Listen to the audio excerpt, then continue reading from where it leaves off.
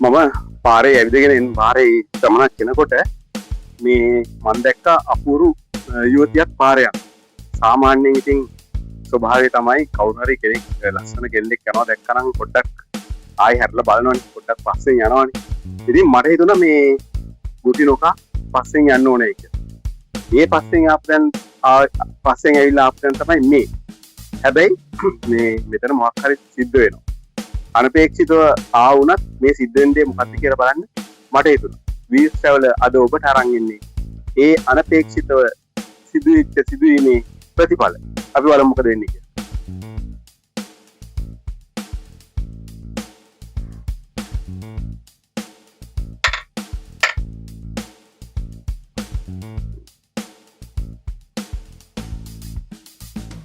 අර කියපු කාරණාව මේ බලනකොට මගේ හිතවතෙක් ඇවිල්ලා තියෙන මෙතන.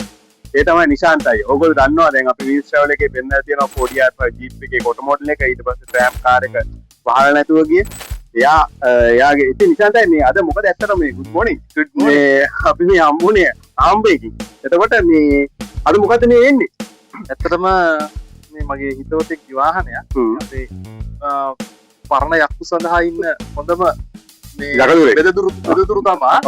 ඉතින් මං ආවේ මේකේ පොඩි අඩුපාඩු වගේක් තියෙනවා කියලා ගලවලා ඒකේ කැරටි ටික අරන් යන්නයි අපේ මේ මහාචාර්යතුමාගේ කාර් එක. මේ එතකොට ඒකෙත් පොඩි ඔයිල් මාරු කරගන්න උවමනාවක් තියෙනවා කියලා ડોක්ටර්ට එන්න වෙලාවක් නැති නිසා මම කොහොමද කරලා ගෙනලා දෙන්නම් ડોක්ටර් එන්නම් කියලා කිව්වා. තව පොඩ්ඩක් විතර දෙයි. මේ මං එතකන් අරන් ආවා ડોක්ටර්ට එමිට එන්න කියලා ජීප් එක දීලා. මේ මම මේක අරන් ආවා පොඩ්ඩක් පෙරයිය හම්බෙන්නේ.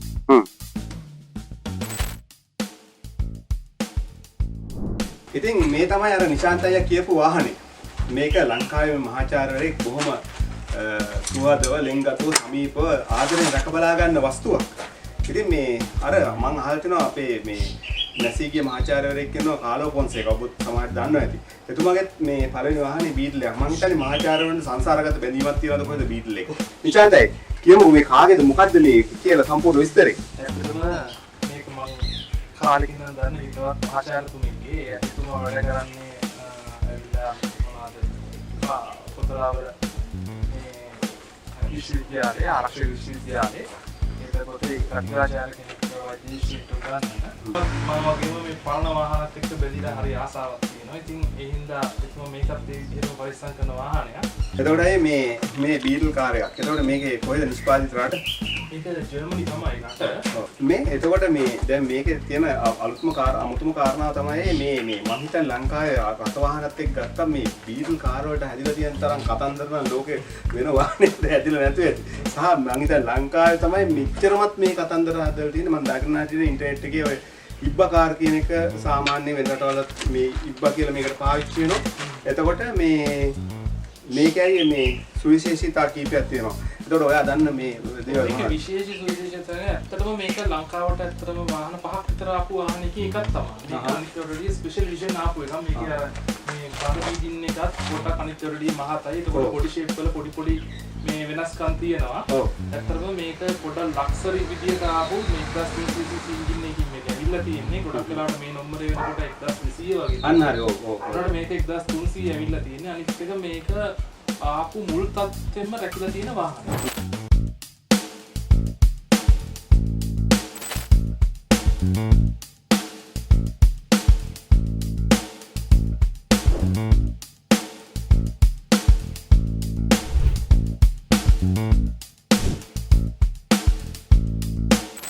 ඔය කියනකොට වෙන්නේ මේ අපේ ආචාර්යතුමා එනවා.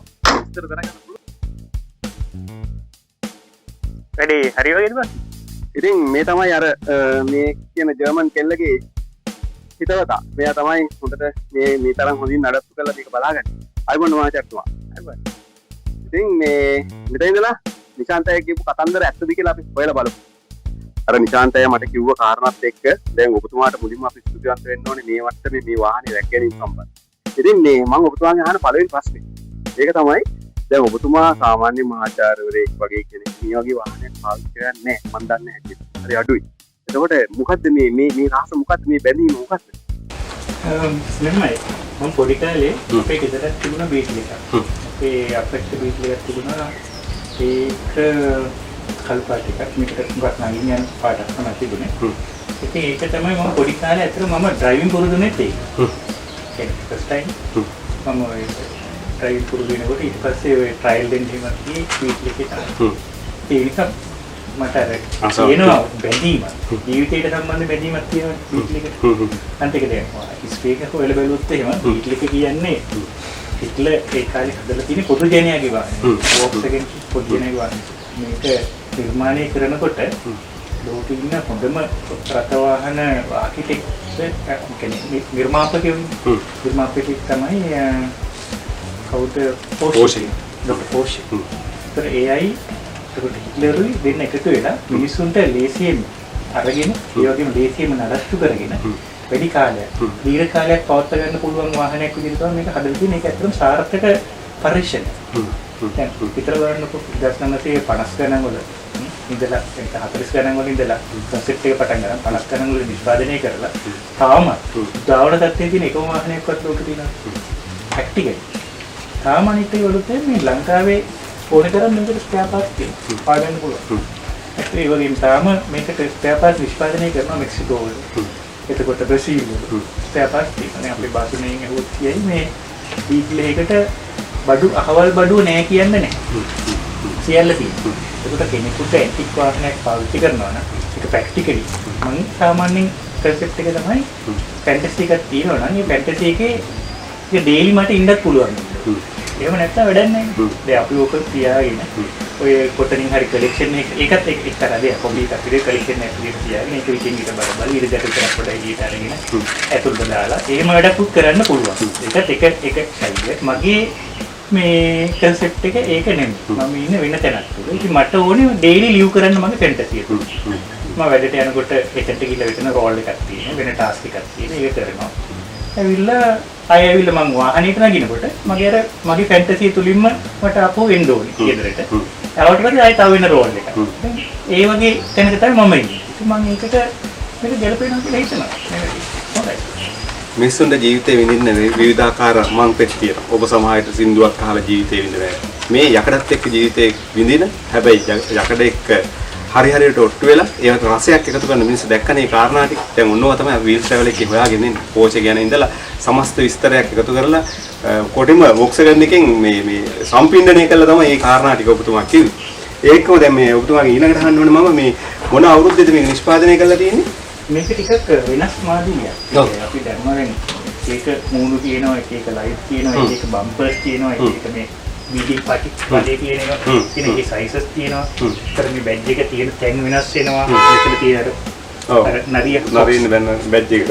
ඒ කියන්නේ කන්නඩියේ මේ තියෙන තැන වෙනස් වෙනවා, කන්නඩියේ හැඩය වෙනස් වෙනවා, කලර් එක වෙනස් වෙනවා. එතකොට මේ මෙතන ඉස්සරහා මේ අපි මුලින් ස්ක්‍රීන් එක වල ටැප් එක තියෙනවා, පිච් එක තියෙනවා. එක විදිහට මේවා ටික ස්විච් ඒවා තියෙනවා. එතන මේ වගේ ටැප් තියෙන ඒවා තියෙනවා. මාදිලි ගොඩක් තියෙනවා. මෙන්න මේ ලයිට් එක පවා මේ කෙලවරට එනකම්ම මේ ප්ලාස්ටික් කෑල්ලේ නේව පවා තියෙනවා. ඒ අතරින් මේක විශේෂ දෙයක්. මොකද 966 තමයි මේක හදලා තියෙන්නේ. ලංකාවට ගෙනල්ලා තියෙන ડોක්ටර් කෙනෙක්. මේ 969 ගෙනල්ලා තියෙනවා. මාගවත් මේක දැන් දශකයක් දෙකක් විතර තියෙනවා. මම මේක චූටි කෑලි ඉඳලා හැමීට හදලා කෑලි එකතු කරලා හැමීට මේ අදාළ කෑලි 966 මොඩල් එකට අදාළ කෑලිම හොයලා තමයි මේක එකතු කරලා තියෙන්නේ. ඔව් රීස්ටෝර් කරලා තියෙන්නේ. ඒකෙන් අටවල නෙමෙයි. ඒක තමයි මේක විශේෂත්වය. ඒක පදිනකොටත් ඒ ආසාව තියෙනවනේ. ඒක නිකන් පෙන්නන්නම් මේක. තාම මේ සමහර අය මේක වෙනස් කරනවා. මෙතනින් තෙල් ගහන්න හදා ගන්නවා. මෙතනින් තියෙනකයි කරගෙන මේකේ පෙට්‍රල් දාලා තියෙන්නේ මේ ඇතුලෙන් මේ බොනට් එක ඇරලා.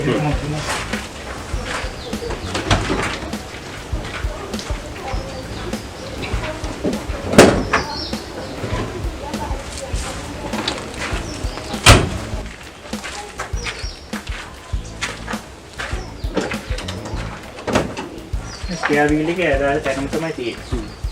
මෙතනින් තමයි පෙට්‍රල් ගහන්න තියෙන්නේ. එතකොට සමහරට ෂෙඩ් එකට යනකොට ඒගොල්ලෝ කියනවා මේ වමෙන්ද දකුණෙන්ද කියලා. දැන් මං කියනකොට ඉස්සරහින් තියෙනවා. අමුතු කාරණා ගොඩක් සිද්ධ වෙනවා වාහනේ. ඒ එක්කම අර කිව්වාගේ මෙතන පෙට්‍රල් කට නැති වුණාට මේ ඒක ඇතුලේ තත්ත්වය දැක්කනේ. අපිට අවුරුද්දක් පෙන්නන්න. මේ එහෙම තමයි මේක තියෙන්නේ. එතකොට මේ ඊළඟට ඔබතුමාගේ මම අහන්න ඕනේ දැන් ඔබතුමා මේක ඩේලි යනවා කියවනේ මෙහෙට. එතකොට ඒ වගේම මේ ඔබතුමා ගාව තියෙන මොකද්ද දැන් සාමාන්‍ය මේ වගේ වාහනයක් අවුරුදු 20ක් විතර ආශ්‍රය කරනකොට ඔබතුමා ගාව ඇති මේකට අනන්තවත් මතක සමුදායක්. එතකොට ඔබතුමා මේකෙන් ගියපු අක්ෂය සුන්දර ගමනක් හරි මොකක් හරි අප්‍රත්‍යක්ෂයක් හරි මොනවා හරි ඒ වගේ මොනවද දෙලා තියෙන හොඳ අමතක නොවන සිදුවීම් මොනවද මේකත් එක්ක තියෙන්නේ? අමතක නෙවෙයි සිදුවීම් බොහොමයක් තියෙනවා. ඒ කියන්නේ එක්ස්ප්‍රස් වේ දාන්න කලින් එක්ස්ප්‍රස් වේ දාන්න දැම්මට පස්සේ කාර් බලන්න ඔකට කලින් අපි හිතන්නකෝ කොච්චර දිග ගමනක් ගියා. එකම කාරණේ තමයි මම දැකපු දේ තමයි මේක අපේ මග තියෙන්නේ. මේ පොඩි ප්‍රශ්න වෙනවා. වාහනේ කොනේ වාහනේ කියන ටයර් පන්චර් වෙන්න පුළුවන්. බ්‍රේක් සමාරිත නරක වෙන්න පුළුවන්. ඒ වගේ වැඩ වෙනවා. ඒකට ඉතින් අර සුළු දෙයකින් මේක හදාගන්න පුළුවන් මට්ටමක් තියෙනවා. ලංකාවේ ඇත්තටම හොඳ සපෝට් සිස්ටම් එකක් තියෙනවා VW. අනිත් එන්ටික් වාහන වලට සාපේක්ෂව ගත්තොත් VW එකට තියෙන සපෝට් සිස්ටම් එක වෙයි. ඒක අනිත් එක මේකෙන් මම ගිහිල්ලා තියෙනවා උඩ නෝරේලිය ගිහිල්ලා තියෙනවා අඟවත්‍රි ගිහිල්ලා තියෙනවා. ඇත්තටම ලංකාවේ නොගියපු තැනක් නැහැ.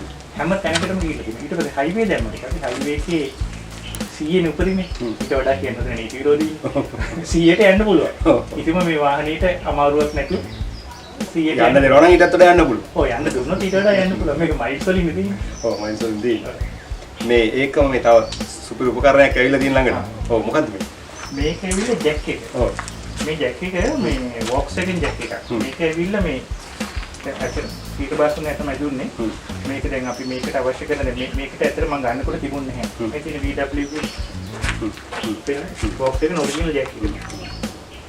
එතකොට මේක දැන් මම මේකට ඒ හයි වෙන්නේ මේ මෙතෙන්ට. මම ගලවනකොට පේනවා. ඒකට වෙනම බ්‍රැකට් එකක් ඇවිල්ලා ඒකට මෙහෙම ක්ලිප් කරලා හයි කරන්නේ. ස්ක්‍රීන් එකකින් කෙනෙක් ක්ලිප් එකක් දෙන්න මම ටැග් එක ඉස්සලා ගන්න. හරි. ෆෝන් එකට ටැග් එක ගලව ගන්න. හරියට මේ බොනට් එක ඇරියා මෙතන තියෙනවා. ස්පෙයා වීල් එකේ ක්ලිප් කරනවා. එතකොට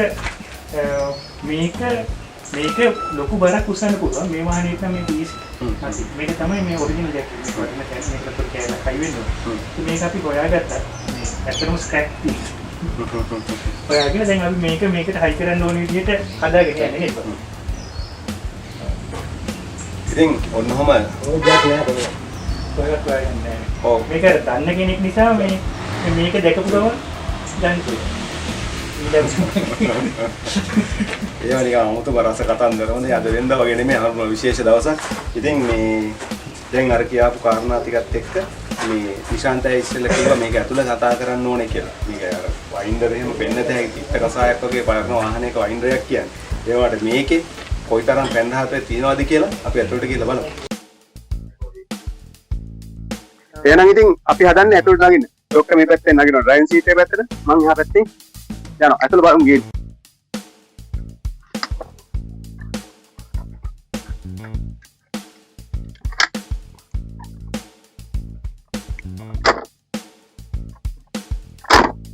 ඒ තමයි නැවුම් බව එහන්න හොඳයි. එතකොට මේ ඔක දැන් මේ කියන කාරණාත් එක්ක මේකේ විශේෂ ඩෑෂ්බෝඩ් එකක් තියෙන. ඒක සරල ඩෑෂ්බෝඩ් එකක් තියෙනවා. එතකොට මේ ඔබතුමා අල්ලන් ඉන්න ස්ක්‍රීන් වීල් එක පවා මේ හරිම කලාත්මක අමුතු නිර්මාණයක්. ඒකට මොකද මේ මැද තියෙන අගහඳ පළුවක් වගේ තියෙන එක? මේක තමයි කොන්සෙප්ට්. මේක තමයි ඔරිජිනල් විදිහට ෆෝන් එකේ සම්බන්ධයක් මේක කැඩෙනවා ඩිජිටල්. මේක එන තුනකින් ස්පීඩ් තුනකින් බැලන්ස් එක තියෙන මේක දාලා ඇතුලේ ඇතුලේ තියෙන මෙකැනිසම්. ඒක අපි රීස්ටෝර් කරා. දැන් ඉතින් මේ ඔරිජිනල් විදිහටම ෆෝන් එකේ වදින ගන්න හදලා තියෙනවා. මේක මේ සිග්නල් ආවේ. ඒක රයිට් මේක ඉස්සෙල්ලා ඉතින් ඒක රයිට් ඔව් මෙතන ඉන්ඩිකේටර් මේ පස්සේ ගත්තා. මේක මේක ගැසොලින් ගැසොලිනා කියලා තියෙනවා. ඒ භාෂාවේ. මේ ගැසොලින් කියන පෙට්‍රල් ගේජ් එක. මේක ස්පීඩෝමීටර් ඕඩෝමීටර්. ඒක තියෙන්නේ මයිල්ස් per hour. වලින් තමයි තියෙන්නේ. 90 තියෙනවා. 90 කියන්නේ සාමාන්‍යයෙන් වෙන්න 1.5 කරන්නේ. කිලෝමීටර් වෙන්න. Kilometre set. ඔව්. මේක ඔරිජිනල් ස්පීඩ් සෙට්. මේ ස්විචස් දෙකයි. හරි සරලයි. ස්විචස් දෙකයි මේක ස්විච් එකක් මේක තියෙන්නේ. වයිෆයි. මේක තියෙන්නේ හෙඩ්ලයිට්. හෙඩ්ලයිට්. පාර්කින්. ඔක්කොම මේ ගන්න පාර්කින්. මේක ඒක මේ ඔව්. මේක මේ වයිෆයි. එතකොට මේ මෙතන තමයි කැබි. මේ කැබි. නොබ්බයක් තියෙනවා. මම daily utilities එක මේක ඇතුලේ තියෙනවා. එතකොට මේ තව අමුතුම කාරණාවක් තියෙනවා. දැන් අපි මේ මරණ කාර්යයක උඩ පැටල යට පැටල කතාවක් තියෙනවා. එතකොට මේ තියෙන්නේ අර පැටල. ඒකම දැන් මේ අමුතු කතාවක් මෙතන තව තියෙනවා. ඒ තමයි මේකේ තියෙනවා මේ පුංචි ස්විච් එකක්. දෙන්නන්න ඩීටේල්. මෙතන තියෙනවා මේ මොකද මේ ස්විච් එක මේ විදිහට මේ මේක ඇවිල්ලා මේල් ලයිට් එක දානවා අර පදින්නේ. ඒකට මේ හෙඩ් ඉන් කරන්නේ මෙතන කකුලේ. හෙඩ් එක ඉන්නේ. අර ගහට හරියට තමයි එදින් පරද්දා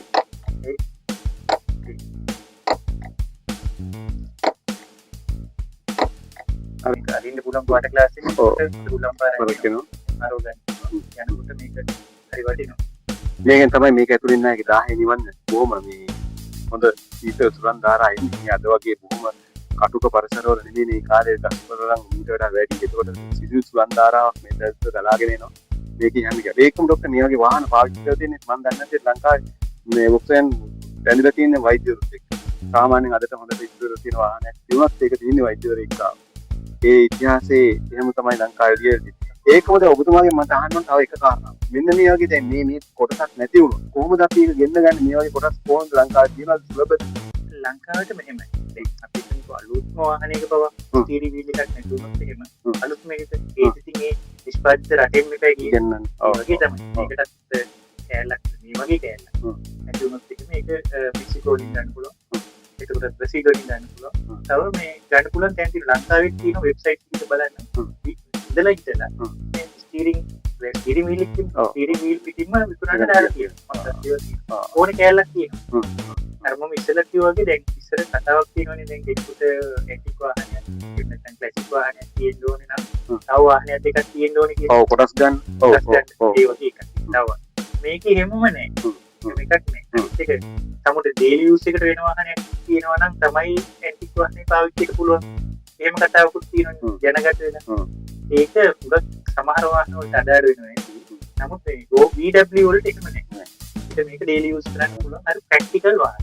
ඉතින් ඔහොම තමයි මේක ඇතුලේ මේ විශේෂයෙන්ම මේ මෙතන ලයිට් එකක් මේ වෙල්කම් ලයිට් එක තියෙනවා. වෙල්කම් ලයිට් එක කියන්නේ ඒක තියෙන ඔරිජිනල් ඔරිජිනල්ම තියෙනවා.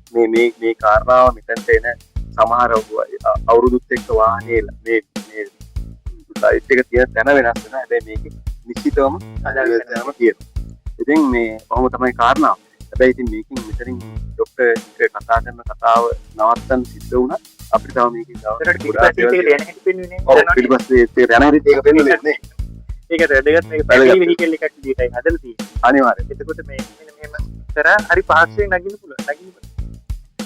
ඔන්න ඔහොම තමයි මේකට නගින්න හදලා තියෙන්නේ සීට් එක.